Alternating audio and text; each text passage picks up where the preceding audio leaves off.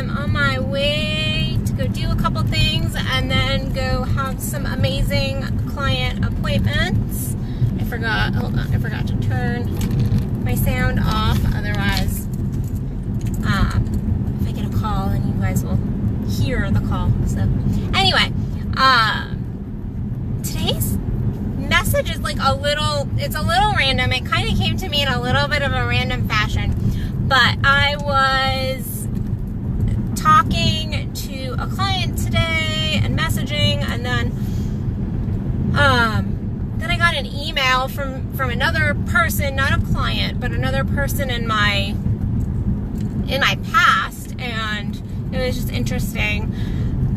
But both of these interactions really brought me up to noting something, because what my client was talking about was kind of replacing some behaviors that they've used in the past, and it got me. And then the email was actually attached to somebody I knew a very, very, very long time ago when I was going through eating disorder treatment, and I was kind of doing my own self-work and my own self-care and trying to get myself back together when I was a kiddo.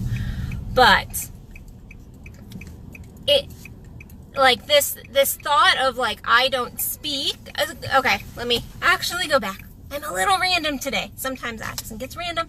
But, so when I was kind of working through my own shit years ago, one of the things my therapist, and I had an amazing therapist, would always say to me is Addison, I don't speak basically behaviors. I don't speak you restricting at me. I don't speak you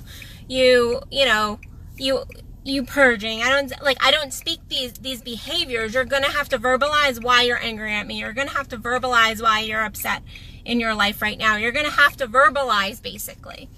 And this is, I mean, I was a teen at the time, and I can remember that really just stuck with me. Like, you're right. Like, this person can't speak this other behavior. Now we're talking in that kind of realm of, like, addiction and, like, really unhealthy behaviors that are not functional. Like, super, super unhealthy behaviors that are not functional. But surprisingly enough, or not really surprising actually, is that we do this all the time in our lives. We do this all the time in our lives. Instead of verbalizing what we need, what we want, what our expectations are, all of that, we end up acting out. And we see this in relationship all the time. How many times do you hear about the woman who's like, I'm fine, and then they slam the door or they walk away, and the husband's like, she's obviously not fine, like something is obviously wrong, but she's not verbalizing it. And it's the same thing in that we don't, and we can't expect others to speak some of these nonverbals. Now, it is important to be tuned in and connected enough with self and with other to read other people's nonverbals. I mean, that is part of being human, is we're always giving off nonverbal signals. So that if you are completely, utterly, like, detached from all nonverbals, that's not going to work. That's not going to work, because we are always sharing and expressing ourselves in these little nonverbal signals. However, if you're somebody who does struggle with verbalizing them, like really does struggle with speaking their piece or asking for what they want, then you really need to look at, are you truly ever going to get to be able to communicate what you need to communicate, what you need, get your desires met, if you're not verbalizing them, but yet you are acting out on these behaviors? You're slamming doors, you're, ignoring somebody, you're I mean, ignoring is that is a pretty like, bam, one in your face. But are you that person who's like, oh, well, I know it upsets them, so I'm going to be 5 minutes late, or I know my husband, wife hates it when I do blah, blah, blah, blah, blah, so I'm going to do that.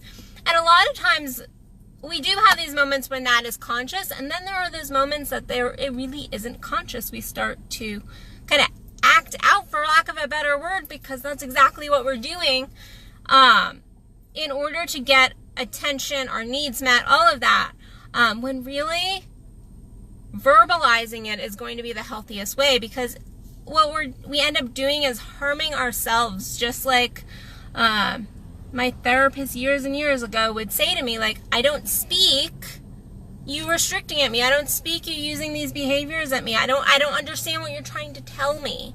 I don't understand truly what you're trying to tell me. I understand you're angry. I understand you're sad. I understand you're upset. But I don't truly understand what is at the core of this. And so I know that, again, that was a deep life-threatening eating disorder. I know that some of the other people I've worked with, alcoholism, drug addicts, things like that, when I was a therapist, yes, like those are very, very outward kind of statements and behaviors. I would call them behaviors, outward like behaviors. But these behaviors are in our daily life. We all use them. And so it is being careful in what way we're using them, how we're using them, if we're really getting our needs met with them, because I can promise you, you're not actually getting what you need to get verbalized by acting out in these kind of behaviors and ways. And so if you notice yourself doing this a lot, then really take a step back and look at, okay, well, what am I not getting here? What should I be getting?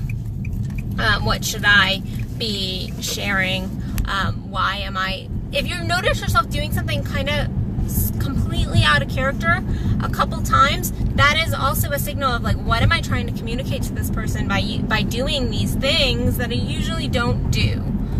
So that is usually also a big red flag. So I am pretty much at my office, so I'm gonna let you guys go for the day. I hope you are having an amazing Tuesday.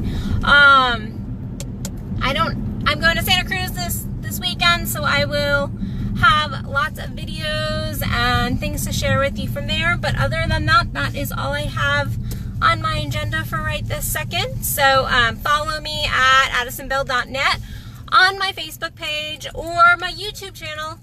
Nobody follows my YouTube channel from my Facebook page, so get your booties over there and follow my Facebook or my YouTube channel, because you can watch all the videos. You can binge watch me. I mean, hello, what a great afternoon binge watching Addison. That would be amazing. So anyway, go check me out on YouTube, and I will see you guys tomorrow. Bye, everybody.